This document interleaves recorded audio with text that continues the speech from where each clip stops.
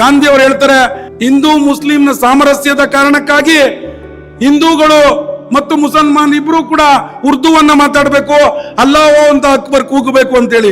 ಬಾಬಾ ಸಾಹೇಬ್ ಅಂಬೇಡ್ಕರ್ ಲಿಖಿತವಾಗಿ ಬರೀತಾರೆ, ನಾವು ಹಿಂದೂಗಳೇಕೆ ಅಲ್ಲಾಹೋ ಅಕ್ಬರ್ ಕೂಗಬೇಕು ಅಂತ. ಯಾವ ಮುಸ್ಲಿಮನು ಕೂಡ ಅವನು ಕಾಡ್ನಲ್ಲಿ ಇರ್ಲಿ, ಅವನ ನಾಡಿನಲ್ಲಿ ಇರ್ಲಿ, ಅವರ ಉದ್ದೇಶ ಸಂವಿಧಾನಕ್ಕಿಂತ ಶರಿಯತ್ತನ್ನ ಮೇಲಿಡುವುದೇ ಆಗಿದೆ. ಶರಿಯತ್ ಈ ನೆಲಕ್ಕೆ ಇರುವ ಬಹುದೊಡ್ಡ ಅಪಾಯ.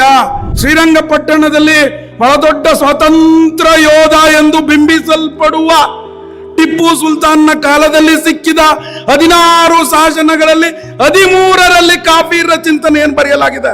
ಕೆಲವು ವೆಬ್ಸೈಟ್ ಕೊಂಡೋಗ್ಬಿಟ್ರೆ ಹಿಂದೂ ಧರ್ಮ ಅನ್ನುವ ಪದವೇ ಬಾಬಾ ಸಾಹೇಬ್ ಅಂಬೇಡ್ಕರ್ಗೆ ಅಪತ್ಯವಾಗಿತ್ತು ಅಂತ ಬರೀತಾರೆ.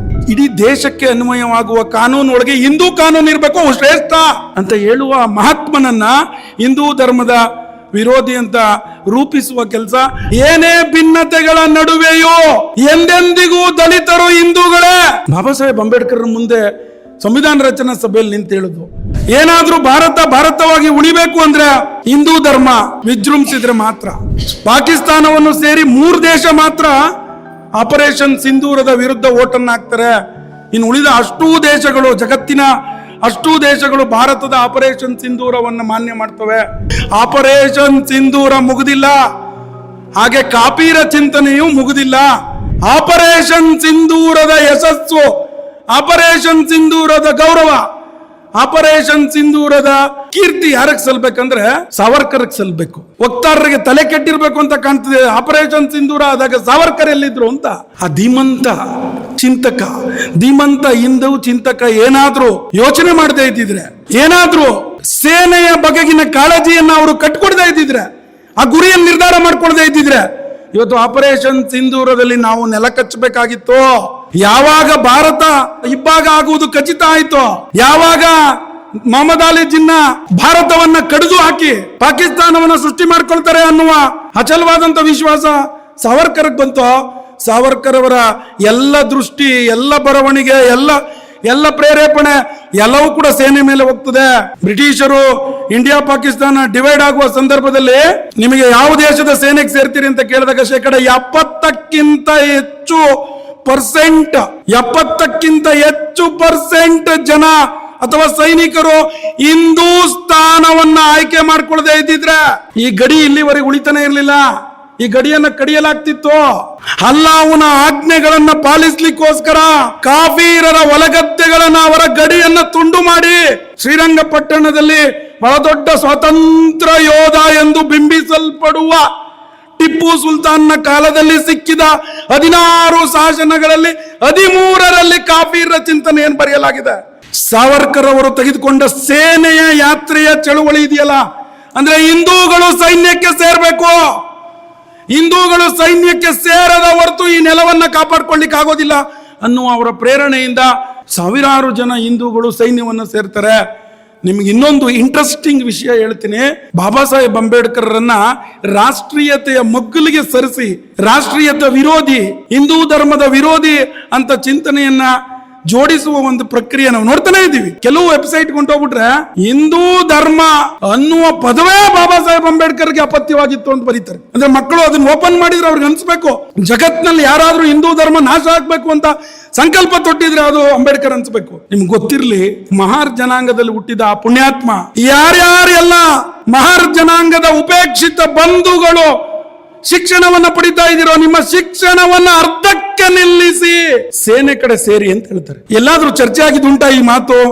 ಎಲ್ಲಾದ್ರೂ ಈ ವಿಷಯ ಸಮಾಜದಲ್ಲಿ ಹೆಚ್ಚು ಮಹತ್ವವನ್ನು ಪಡ್ಕೊಂಡಿದ್ಯಾ? ಅಂದ್ರೆ ಶಿಕ್ಷಣವನ್ನ ಅರ್ಧಕ್ಕೆ ನಿಲ್ಲಿಸಿ ಸೇನೆಗೆ ಸೇರಿ. ಕಾರಣ, ಭಾರತದ ಸ್ವಾತಂತ್ರ್ಯ ಹೋರಾಟದಲ್ಲಿ ಮುಸ್ಲಿಮರ ಸ್ವಾಮಿ ನಿಷ್ಠೆಯನ್ನು ನಂಬಲು ಸಾಧ್ಯವಿಲ್ಲ. ಇದು ಸುಧಾಕರ್ ವಸಳ್ಳಿ ಹೇಳುವ ಮಾತಲ್ಲ, ಬಾಬಾ ಸಾಹೇಬ್ ಅಂಬೇಡ್ಕರ್ ಲಿಖಿತವಾಗಿ ಬರೆಯೋದಿದು. ಯೂನಿಫಾರ್ಮಲ್ ಸಿವಿಲ್ ಕೋಡ್ ಅಂತ ನೀವೇನ್ ಇವತ್ತು ಕೇಳ್ತಾ ಇದ್ದೀರಿ, UCC ಏಕರೂಪ ನಾಗರಿಕ ಸಂಹಿತೆ, ಇಡೀ ದೇಶಕ್ಕೊಂದು ಒಂದೇ ಕಾನೂನು ಎಲ್ರಿಗೂ ಇರಬೇಕು ಅಂತ ಹೇಳುವ ಏಕರೂಪ ನಾಗರಿಕ ಸಂಹಿತೆಯ ಕಾನೂನಿನ ಒಳಗಡೆ ಕೆಲವು ಹಿಂದೂ ಕಾನೂನುಗಳನ್ನ ಯಾವುದೇ ಧರ್ಮದ ಅಂಗಿಲ್ಲದೆ ಹಾಕಿದ್ದೇನೆ. ಅವು ಹಿಂದೂ ಕಾನೂನು ಅನ್ನುವುದಕ್ಕಿಂತ ಅವು ಶ್ರೇಷ್ಠವಾದವು ಅನ್ನುವ ಕಾರಣಕ್ಕಾಗಿ ಅವನ್ನ ಸಂವಿಧಾನದ ಈ 35 ಏನು ಸೂಚಿತವಾದ 35ನೇ ವಿಧಿಯಲ್ಲಿ ಹಾಕಿದ್ರೆ ಅದು ಆಮೇಲೆ 44 ಆಗುತ್ತೆ, ಆರ್ಟಿಕಲ್ 44 ಆಗುತ್ತೆ. ಈಗ 44 ಹೇಳ್ತದೆ ಏಕರೂಪ ನಾಗರಿಕ ಸಂಹಿತೆ. ಇಡೀ ದೇಶಕ್ಕೆ ಅನ್ವಯವಾಗುವ ಕಾನೂನು ಒಳಗೆ ಹಿಂದೂ ಕಾನೂನು ಇರಬೇಕು, ಅವು ಶ್ರೇಷ್ಠ ಅಂತ ಹೇಳುವ ಮಹಾತ್ಮನನ್ನ ಹಿಂದೂ ಧರ್ಮದ ವಿರೋಧಿ ಅಂತ ರೂಪಿಸುವ ಕೆಲಸ, ಆ ಕಾರಣಕ್ಕಾಗಿ ಹಿಂದೂ ಸಮಾಜವನ್ನು ಒಡೆಯುವ, ದಲಿತರನ್ನ ದೂರ ತಳ್ಳುವ ಎಚ್ ಜೆ ಖಾಂಡ್ರೇಕರ್ ಅನ್ನೋ ಒಬ್ಬರು ಸಂವಿಧಾನ ರಚನಾ ಸಭೆಯ ಸದಸ್ಯ ಬಾಬಾ ಸಾಹೇಬ್ ಅಂಬೇಡ್ಕರ್ ಮುಂದೆ ನಿಂತು ಬಹಳ ಗಟ್ಟಿಯಾಗಿ ಸದನದಲ್ಲಿ ಹೇಳ್ತಾರೆ, ನಮಗೆ ಹಿಂದೂ ಸಮಾಜದ ನಡುವೆ ಒಂದಷ್ಟು ಭೇದ ಭಾವ, ಒಂದಷ್ಟು ಹೋರಾಟವೂ ಇರಬಹುದು, ಏನೇ ಭಿನ್ನತೆಗಳ ನಡುವೆಯೂ ಎಂದೆಂದಿಗೂ ದಲಿತರು ಹಿಂದೂಗಳೇ. ಬಾಬಾ ಸಾಹೇಬ್ ಅಂಬೇಡ್ಕರ್ ಮುಂದೆ ಸಂವಿಧಾನ ರಚನಾ ಸಭೆಯಲ್ಲಿ ನಿಂತು ಹೇಳುದು ಇದೇ ಬಾಬಾ ಸಾಹೇಬ್ ಅಂಬೇಡ್ಕರ್. ನಿಮ್ಗೆ ಆಪರೇಷನ್ ಸಿಂಧೂರದ ವಿಷಯದ ಒಳಗೆ ಯಾಕೆ ಇಷ್ಟೊಂದು ಬಾಬಾ ಸಾಹೇಬ್ ಅಂಬೇಡ್ಕರ್ ಅನ್ನು ವಕ್ತಾರರು ತತ್ತಾ ಇದ್ದಾರೆ ಅಂದ್ರೆ, ಈ ನೆಲವನ್ನ ಬಗೆಯಲು, ಈ ನೆಲವನ್ನ ಒಡೆಯಲು, ಈ ನೆಲದ ಗುಣಧರ್ಮವನ್ನ ನಾಶ ಮಾಡಲು ಎದುರು ತರ್ತಾ ಇರೋದೇ ಬಾಬಾ ಸಾಹೇಬ್ ಅಂಬೇಡ್ಕರ್ನ. ಬಾಬಾ ಸಾಹೇಬ್ ಅಂಬೇಡ್ಕರ್ ಸಮಗ್ರ ಬರಹಗಳ ಸಂಪುಟ 18ರಲ್ಲಿ ಅವರೊಂದು ಬರೀತಾರೆ, ರಾಷ್ಟ್ರದ ರಕ್ಷಣೆಗಾಗಿ ನನ್ನ ಪ್ರಾಣವನ್ನೇ ಮುಡುಪಿಡ್ತೇನೆ ಅನ್ನುವ ಲೇಖನದಲ್ಲಿ, ಅದು ಎಸ್ ಆ ಲೇಖನದಲ್ಲಿ ಬಾಬಾ ಸಾಹೇಬ್ ಅಂಬೇಡ್ಕರ್ ಹೇಳ್ತಾರೆ, ಈ ಜಾತಿ ಸಂಕೋಲೆಯ ಕಾರಣಕ್ಕಾಗಿ, ಅಸ್ಪೃಶ್ಯತೆಯ ಕಾರಣಕ್ಕಾಗಿ ನನಗೆ ಹಿಂದೂಗಳ ಜೊತೆ ಒಂದಷ್ಟು ಭೇದ ಇರುವುದು ನಿಜ, ಆದ್ರೆ ರಾಷ್ಟ್ರದ ತಾಯ್ನಾಡಿನ ಪ್ರಶ್ನೆ ಬಂದ್ರೆ ನಾನು ನನ್ನ ಪ್ರಾಣವನ್ನು ಮುಡುಪಿಡಲು ಮೊದಲನೆಯವನು. ಎಂಥದ್ದು ಅವರಿಗೆ ರಾಷ್ಟ್ರದ ಬಗ್ಗೆ ಅವ್ರಿಗಿದ್ದ ಕಲ್ಪನೆ, ಬಾಬಾ ಸಾಹೇಬರಿಗಿದ್ದಂತ ರಾಷ್ಟ್ರೀಯ ಚಿಂತನೆ ನಮ್ಗಿದ್ಬಿಟ್ರೆ ಈ ನೆಲದ ಮೇಲೆ ಇರುವ ಎಲ್ಲ ನಕಾರಾತ್ಮಕ ನೆರೇಟಿವ್ಗಳನ್ನ ಒಡೆದುಳಿಸಬಹುದು. ಇದೇ ಬಾಬಾ ಸಾಹೇಬ್ ಅಂಬೇಡ್ಕರ್ ಹೇಳ್ತಾರೆ, ಏನಾದ್ರೂ ಮತಾಂಧ ಮುಸ್ಲಿಮರು ಇಸ್ಲಾಂನ ಚಕ್ರಾಧಿಪತ್ಯವನ್ನ ಈ ನೆಲದ ಮೇಲೆ ಏರ್ಬಹುದು ಅಂತ ಏನಾದ್ರೂ ಭಾವಿಸಿದ್ರೆ ಹಿಂದೂಗಳು ಅವರನ್ನ ನೆಲ ನೆಕ್ಕುವಂತೆ ಮಾಡುತ್ತಾರೆ. ಹೃದಯದ ಒಳಗೆ ಹಿಂದುತ್ವ ಇರದ ಒಬ್ಬ ವ್ಯಕ್ತಿ, ಹೃದಯದ ಒಳಗೆ ಹಿಂದೂ ಜ್ಯೋತಿ ಇಲ್ಲದ ಒಬ್ಬ ವ್ಯಕ್ತಿ, ರಾಷ್ಟ್ರೀಯತೆಯ ಅರಿವೇ ಇಲ್ಲದ ಒಬ್ಬ ವ್ಯಕ್ತಿ ಈ ವಾಕ್ಯವನ್ನ ಉಚ್ಚಾರಣೆ ಮಾಡ್ಲಿಕ್ಕೆ ಸಾಧ್ಯ ಇದೆಯಾ? ಹಿಂದೂಗಳ ಪರಾಕ್ರಮದ ಬಗ್ಗೆ ಬಾಬಾ ಸಾಹೇಬ್ ಅಂಬೇಡ್ಕರ್ ಇದ್ದಂತ ಮತ್ತು ಈ ನೆಲದ ಬಗ್ಗೆ ಅವ್ರಿಗಿದ್ದಂತ ಅತ್ಯುತ್ತವಾದಂತ, ಅಂದ್ರೆ ಒಬ್ಬ ಉಗ್ರ ರಾಷ್ಟ್ರೀಯ ಚಿಂತಕ ಪ್ರಕಟೀಕರಣ ಮಾಡಬಹುದಾದ ಬಹುದೊಡ್ಡ ಚಿಂತನೆಯನ್ನ ಬಾಬಾ ಸಾಹೇಬ್ರು ಮಾಡಿದ್ದಾರೆ. ಬಾಬಾ ಸಾಹೇಬ್ ಅಂಬೇಡ್ಕರ್ ಯಾವ ಇಸ್ಲಾಂನಲ್ಲಿ ಸಮಾನತೆ ಅನ್ನುವುದು ಬಹುದೊಡ್ಡ ಅಂಧಕಾರವನ್ನ, ಅಂದ್ರೆ ಇಸ್ಲಾಂ ಅನ್ನುವುದು ಸಮಾನತೆಯನ್ನ ಬಯಸೋದೇ ಇಲ್ಲ. ಇಸ್ಲಾಂನ ಒಳಗೆ ಇರುವ ಬ್ರದರ್ಹುಡ್ ಅಥವಾ ಸಮಾನತೆ ಅದು ಅವರ ಒಳಗೆ, ಅಂದ್ರೆ ಇಸ್ಲಾಂ ಮತ್ತು ಇಸ್ಲಾಂನ ನಡುವೆ ಇರುವ ಸಮಾನತೆ ಮಾತ್ರ, ಮುಸ್ಲಿಂ ಮತ್ತು ಮುಸ್ಲಿಮರ ನಡುವೆ ಇರುವ ಸಮಾನತೆ ಮಾತ್ರ. ಅವರು ಎಂದಿಗೂ ಕೂಡ ಹಿಂದೂಗಳ ಜೊತೆ ಹೊಂದಾಣಿಕೆಯಿಂದ ಬದುಕು ಕಟ್ಟಿಕೊಳ್ಳಲು ಸಾಧ್ಯ ಇಲ್ಲ. ಬಹಳ ದೊಡ್ಡ ಹೇಳಿಕೆಯನ್ನ, ಬಹಳ ದೊಡ್ಡ ಎಚ್ಚರಿಕೆಯನ್ನ ಬಾಬಾ ಸಾಹೇಬರು ಕೊಟ್ಟರು, ಪಾಪ್ಯುಲೇಷನ್ ಎಕ್ಸ್ಚೇಂಜ್ ಸಂದರ್ಭದಲ್ಲಿ ಕೊಟ್ಟರು. ನಾವ್ಯಾರು ಕೂಡ ಕೇಳಿಲ್ಲ. ಅದರ ಪ್ರತಿಫಲವೇ ಆಪರೇಷನ್ ಸಿಂಧೂರ. ಈ ನೆಲದ ಶೌರ್ಯ, ಕ್ಷಾತ್ರ, ಪರಂಪರೆ ಎಷ್ಟಿತ್ತು ಅನ್ನೋದನ್ನ ಆಪರೇಷನ್ ಸಿಂಧೂರ ನಮಗೆ ತೋರಿಸ್ಕೊಟ್ಟಿದೆ. ಜಗತ್ತೇ ಆಪರೇಷನ್ ಸಿಂಧೂರದಿಂದ ಭಾರತವನ್ನ ಆಸೆಗಣ್ಣಿನಿಂದ ನೋಡುವಂತಾಗಿದೆ.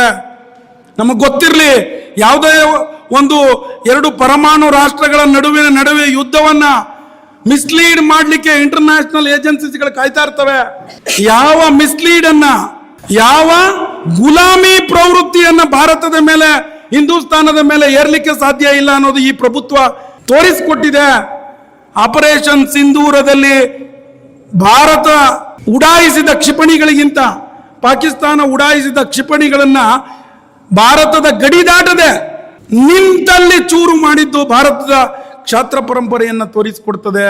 ಬಂಧುಗಳೇ, ಮಂಥನದಂತ ವೇದಿಕೆ ಯಾಕೆ ಆಗಾಗ ಈ ರೀತಿಯ ಮಂಥನದ ಚಿಂತನೆಗಳನ್ನ ಅಥವಾ ತರ್ಕಕ್ಕೋಸ್ಕರ ಈ ಆಲೋಚನೆಗಳನ್ನು ಹುಟ್ಟಾಕತ್ತೆ ಅಂತ ಹೇಳಿದ್ರೆ, ಒಂದು ವೇಳೆ ಈ ರೀತಿಯ ಏನಾದ್ರೂ ಮಂಥನಗಳು ಆಗಾಗ ನಡೀದೇ ಇದ್ರೆ, ಈ ರೀತಿಯ ಸತ್ಯ ಶೋಧನೆ ನಡೀದೇ ಇದ್ರೆ, ಮೂಲ ಸತ್ವವನ್ನ ಭಾರತ ಏನಾರ ಕಳ್ಕೊಂಡ್ಬಿಟ್ರೆ, ಈ ನೆಲ ಏನಾರ ಕಳ್ಕೊಂಡ್ಬಿಟ್ರೆ ಈ ದೇಶ ಉಳಿಯೋದಿಲ್ಲ.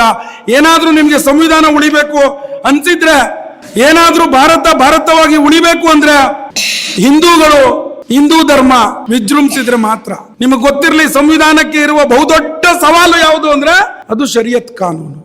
ನೀವು ಶರಿಯತ್ ಕಾನೂನಿನ ಚಿಂತನೆಯನ್ನು ಆಪರೇಷನ್ ಸಿಂಧೂರದಲ್ಲೂ ನೋಡಬಹುದು, ಪೂರ್ವವಾಗಿ ಪಹಲ್ಗಾಮ್ನ ದಾಳಿಯಲ್ಲೂ ಕೂಡ ನೋಡಬಹುದು. ಶರಿಯತ್ ಎಂದು ಕೂಡ ಮುಸಲ್ಮಾನರು ಎಂದೂ ಕೂಡ ಸಂವಿಧಾನವನ್ನ ಮಾನ್ಯ ಮಾಡೋದಿಲ್ಲ ಅನ್ನೋದಕ್ಕೆ ಹಲವಾರು ಘಟನೆಗಳನ್ನ ಬಾಬಾ ಸಾಹೇಬರು ಉಲ್ಲೇಖ ಮಾಡಿದ್ರು.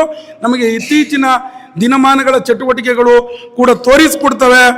CAA ಅನ್ನುವ ಒಂದು ಹೋರಾಟದಲ್ಲಿ, ಅಥವಾ ನಿಮಗೆ ಏನು ಪೌರತ್ವ ಕಾಯ್ದೆಯ ಹೋರಾಟದ ಸಂದರ್ಭದಲ್ಲಿ ಶಾಹೀನ್ ಬಾಗ್ದಲ್ಲಿ ನಡೆದ ನೀವು ಘಟನೆಯನ್ನ ಮರು ಅವಲೋಕನ ಮಾಡಿಕೊಂಡ್ರೆ ಮಾಡ್ಕೊಳ್ಳೇಬೇಕು.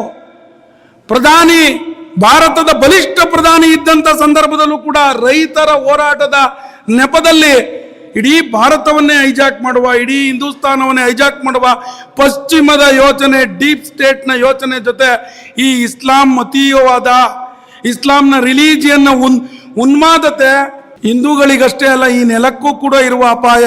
ಈ ನೆಲ ಉಳಿಬೇಕು ಅಂದ್ರೆ, ಸಂವಿಧಾನ ಉಳಿಬೇಕಂದ್ರೆ, ಬಾಬಾ ಸಾಹೇಬರ ಆಶಯ ಉಳಿಬೇಕು ಅಂತಂದ್ರೆ, ಸಾವರ್ಕರರ ಹಿಂದೂಸ್ತಾನದ ಕಲ್ಪನೆ ಉಳಿಬೇಕು ಅಂತಂದ್ರೆ ನಾವು ಜಾಗೃತ ಆಗ್ಬೇಕಾಗತ್ತೆ. ಶರಿಯತ್ನಿಂದ ಸಂವಿಧಾನಕ್ಕೆ ಇರುವ ಸವಾಲಿನ ಬಗ್ಗೆ ನಾವು ಯೋಚನೆ ಮಾಡಬೇಕಾಗುತ್ತೆ. ನಿಮಗೆ ಗೊತ್ತಿರಲಿ, ಇತ್ತೀಚಿನವರೆಗೂ, ಕೊನೆಯ ಚುನಾವಣೆಯವರೆಗೂ ಜಮ್ಮು ಕಾಶ್ಮೀರದಲ್ಲಿ ದಲಿತರಿಗೆ ರಿಸರ್ವೇಶನ್ ಇರಲಿಲ್ಲ. ಅದರಲ್ಲೂ 1990ರ ಕಾಲಘಟ್ಟದಲ್ಲಿ ವಾಜಪೇಯಿ ಅವರ ಕಾರಣಕ್ಕಾಗಿ ಅಲ್ಲಿ SCಗೆ ರಿಸರ್ವೇಶನ್ ಬಂದಿತ್ತು, STಗೆ ರಿಸರ್ವೇಶನ್ ಬಂದಿರಲಿಲ್ಲ. ಈಗ STಗೆ ರಿಸರ್ವೇಶನ್ ಅನ್ನು ಕೊಟ್ಟರು. ಯಾರು ಕಾಡು ಆಸುಪಾಸಿನಲ್ಲಿ ಇದ್ದಂತ ಜನಕ್ಕೆ. ನಿಮ್ಗೆ ಆಶ್ಚರ್ಯ ಆಗ್ಬೋದು, ಬಿಜೆಪಿ ಮತ್ತು ಉಳಿದ ಪಕ್ಷಗಳು ಕೂಡ ಮುಸಲ್ಮಾನರಿಗೆ ಟಿಕೆಟ್ ಕೊಟ್ಟಿದ್ವು. ಅಷ್ಟೂ ಸ್ಥಾನಗಳಲ್ಲಿ ಗೆದ್ದದ್ದು ಯಾರು ಅಂದ್ರೆ ಬಿಜೆಪಿ ಹೊರತು. ನಾನು ಯಾಕೆ ಇದನ್ನ ಬಿಜೆಪಿ ಕಾಂಗ್ರೆಸ್ ಅಂತ ಹೇಳ್ತಾ ಇಲ್ಲ, ಯಾವ ಮುಸ್ಲಿಮನು ಕೂಡ ಅವನು ಕಾಡಿನಲ್ಲಿ ಇರಲಿ, ಅವನ ನಾಡಿನಲ್ಲಿ ಇರಲಿ, ಅವನ ಮನೆಯಲ್ಲಿ ಇರಲಿ, ಬೀದಿನಲ್ಲಿ ಇರಲಿ, ಅವರ ಉದ್ದೇಶ ಸಂವಿಧಾನಕ್ಕಿಂತ ಶರಿಯತ್ತನ್ನ ಮೇಲಿಡುವುದೇ ಆಗಿದೆ. ಶರಿಯತ್ ಈ ನೆಲಕ್ಕೆ ಇರುವ ಬಹುದೊಡ್ಡ ಅಪಾಯ. ಶರಿಯತ್ ಬಹುದೊಡ್ಡ ಅಪಾಯ ಅನ್ನೋದನ್ನ ಬಾಬಾ ಸಾಹೇಬ್ ಅಂಬೇಡ್ಕರ್ ಹೇಳಿದ್ದಾರೆ. ಆರ್ಟಿಕಲ್ 370 ಕೊಟ್ಟ ಕಾರಣಕ್ಕಾಗಿ ಈ ದೇಶದ ಬಹುಪಾಲು ಸಂಪತ್ತು, ಬಹುಪಾಲು ಆರ್ಥಿಕ ಅವಕಾಶಗಳು ಚೂರಾದದ್ದನ್ನು ನಾವು ಗಮನಿಸಿದ್ದೇವೆ. ಆತ್ಮೀಯರೇ, ಇಂಥ ಮಂಥನದ ಮೂಲಕ ಆಪರೇಷನ್ ಸಿಂಧೂರದ ಬಹಳ ದೊಡ್ಡ ಯಶಸ್ಸು ಏನಂದ್ರೆ ಜಗತ್ತಿನ ರಾಯಭಾರವನ್ನ ಭಾರತ ಗೆದ್ದದ್ದು. ಇಡೀ ವಿಶ್ವದ, ಯಾರೋ ಒಬ್ರು ಸುಳ್ಳು ಹೇಳ್ತಾ ಇದ್ರು, 183 ದೇಶದಲ್ಲಿ 181 ದೇಶ ಪಾಕಿಸ್ತಾನದ ಪರವಾಗಿ ಮತ ಹಾಕಿದೆ ಅಂತ ಒಬ್ರು ಸಚಿವರು ಹೇಳಿದ್ದನ್ನ ನೀವು ಟಿವಿನಲ್ಲಿ ಕೇಳಿರ್ಬೋದು. ಅವ್ರಿಗೆ ಒಟ್ಟು ಜಗತ್ತಲ್ಲಿ ಎಷ್ಟು ದೇಶ ಇದೆ ಅಂತಾನೆ ಗೊತ್ತಿಲ್ಲ. ಪಾಕಿಸ್ತಾನವನ್ನು ಸೇರಿ 3 ದೇಶ ಮಾತ್ರ ಆಪರೇಷನ್ ಸಿಂಧೂರದ ವಿರುದ್ಧ ಓಟನ್ನ ಹಾಕ್ತಾರೆ. ಇನ್ನು ಉಳಿದ ಅಷ್ಟೂ ದೇಶಗಳು, ಜಗತ್ತಿನ ಅಷ್ಟೂ ದೇಶಗಳು ಭಾರತದ ಆಪರೇಷನ್ ಸಿಂಧೂರವನ್ನು ಮಾನ್ಯ ಮಾಡ್ತವೆ. ಇಡೀ ಜಗತ್ತು ಮಾನ್ಯ ಮಾಡಿದ ಆಪರೇಷನ್ ಸಿಂಧೂರವನ್ನ ಭಾರತದ ನೆಲದಲ್ಲಿ ನಿಂತು ಅಪಹಾಸ್ಯ ಮಾಡುವ ಮನೋ ಧರ್ಮವುಳ್ಳ, ಅದನ್ನ ಅನುಮಾನದ ಸೆಲೆಗಳ ಜೊತೆ ಸುತ್ತಿ ಕಟ್ಟುವಂತ ಒಂದು ವ್ಯವಸ್ಥೆ ಇರೋದ್ರಿಂದ ಹಿಂದೂ ಸಮಾಜ ಎಚ್ಚೆತ್ಕೊಳ್ಬೇಕಾಗ್ತದೆ.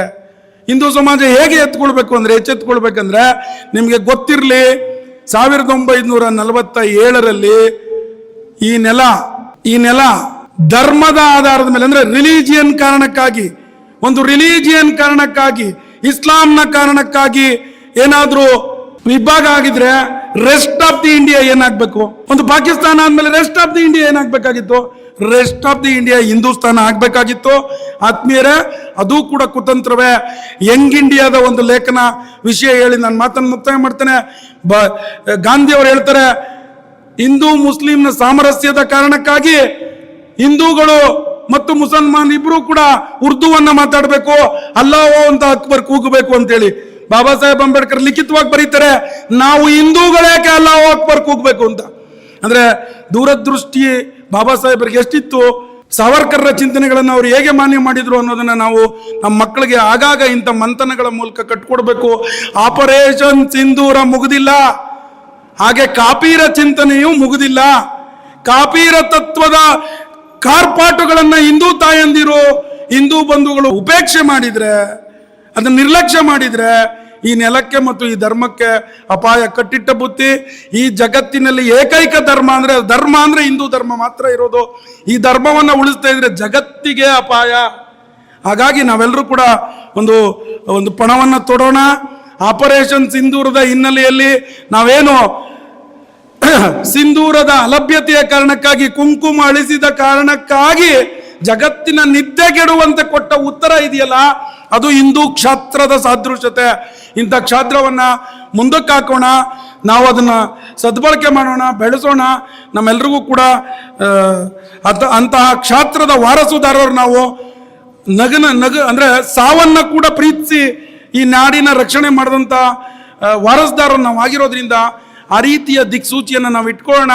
ಬಾಬಾ ಸಾಹೇಬ್ ಅಂಬೇಡ್ಕರ್ರ, ಸಾವರ್ಕರರ, ನೇತಾಜಿ ಸುಭಾಷ್ ಚಂದ್ರ ಬೋಸರ ಚಿಂತನೆಗಳನ್ನು ನಾವು ನಮ್ಮ ಮಕ್ಕಳಿಗೆ, ಯುವ ಪೀಳಿಗೆ ಮುಂದೂಡಿಸೋಣ, ಅವರಿಗೆ ಕಟ್ಟಿಕೊಳ್ಳೋಣ ಅಂತ ಹೇಳ್ತಾ ಅವಕಾಶಕ್ಕಾಗಿ ವಂದಿಸಿ ನನ್ನ ಮಾತೇನಾದ್ರು ಲುಂಬಿಸಿದ್ರೆ ಕ್ಷಮೆ ಇರಲಿ ಅಂತ ಕೇಳ್ತಾ ನನ್ನ ಮಾತಿಗೆ ನಾನು ವಿರಾಮವನ್ನು ಕೊಡ್ತೇನೆ.